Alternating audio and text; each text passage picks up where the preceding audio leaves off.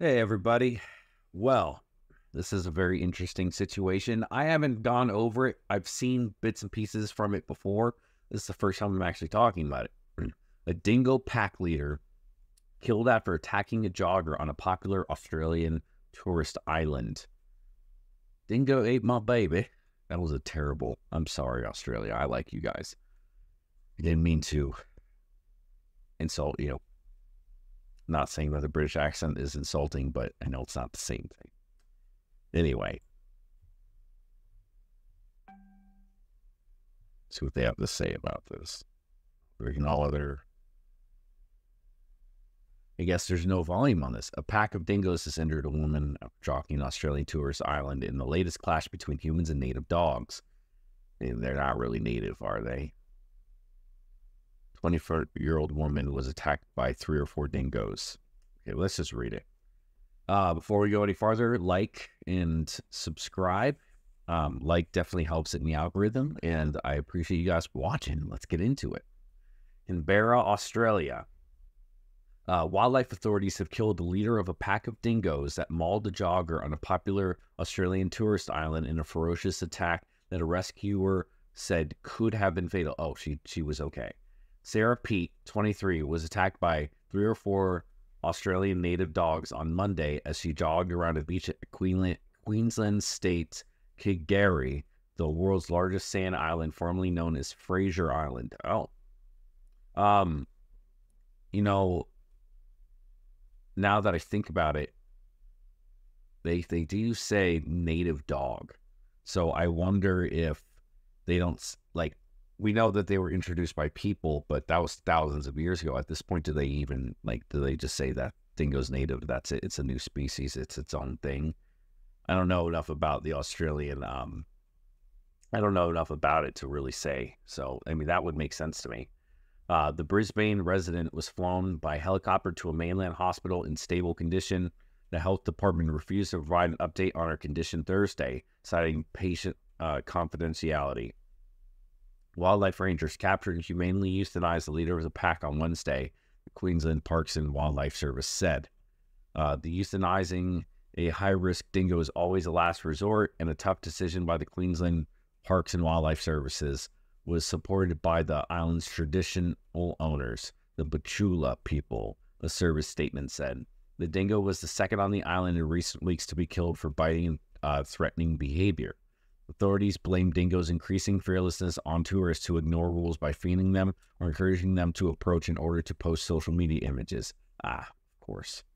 Wary young dingoes avoided humans when pandemic-level restrictions were first eased in late 2021, but their dangerous human interactions are increasing with tourist encouragement as visitors' numbers rise.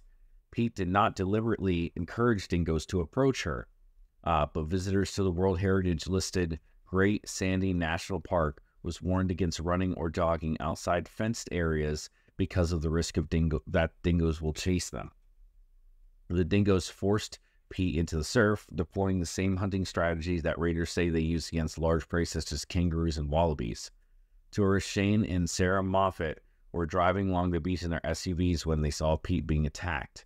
We've seen 2 dingoes hanging off the side of her, Shane Moffat told 9 News television. She was walking towards me with her hands up yelling, "Help, help." Moffat said, "I could see the fear in her face, that she wasn't in a good way." Moffat said he ran to Pete, forcing himself between her and the pack leader. Moffat bloodied his fingers on the dingo's face as he punched it. Moffat said Pete's injuries included a chunk of flesh missing from her right upper arm and bite marks to her legs. He doubted she would have survived if he had arrived at the scene any later. Wildlife rangers agreed that Pete would have died without Moffat's help. We believe the people who intervened saved her life today, Principal Ranger Daniel Mansfield said. The pack leader was one of 3 dingoes on the island fitted with tracking collars because of their high-risk behavior. Oh, so they were, geez, this is ridiculous. They were that one was known to be aggressive, huh?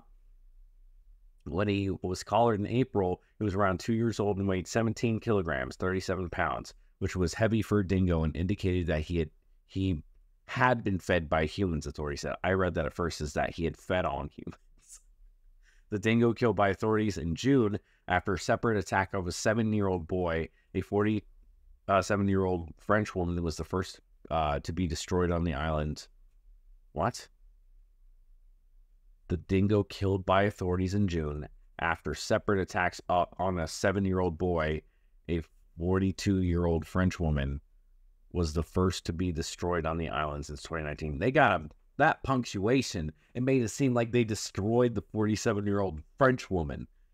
God, that punctuation is terrible. Rangers said the dingo was the offspring of a collared mother who had taught her pups their dangerous ways. Kugeri is home to some of Australia's purest dingoes because domestic dogs have long been banned. Dingoes are a protected species, and authorities are considering how they can safely coexist with humans on the island. Tourists who breach wildlife rules on Kugeri to take selfies with dingoes have been warned that the Queensland Parks and Wildlife Service monitors social media to impose fines. They can be as high as 12,000 Australian dollar dues, $8,191 US. Wow. So, there's more. 2 tourists had recently been each fined 2,300 or dollar dues, or 1,569 American dollars, for getting too close to dingoes to get selfies and videos. Environment Minister Leanne Leonard said after visiting the island in response to the attack. The women, aged 29 and 25, were only caught because they posted the images on social media. One woman had videoed 3 sleeping dingo pups. I'm sure they were very cute, but there would have been a mother nearby, and a mother will defend their child and their babies very voraciously, Leonard told Australian Broadcasting Corp. Yeah, no duh.